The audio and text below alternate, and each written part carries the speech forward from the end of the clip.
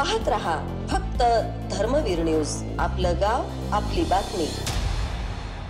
आमदार सुरेशभाऊ खाडे यांनी आयोजित दहीहंडी कार्यक्रमस्थळी भेट देऊन केली पाहणी। मिरज वृत्त। सविस्तर वृत्त असे की भारतीय जनता पार्टी युवा नेते प्रशांत दादा खाडे यांनी आयोजित केलेल्या दहीहंडी कार्यक्रमस्थळी माजी कामगार मंत्री तथा पालकमंत्री डॉक्टर सुरेशभाऊ खाडे यांनी पाहणी केली।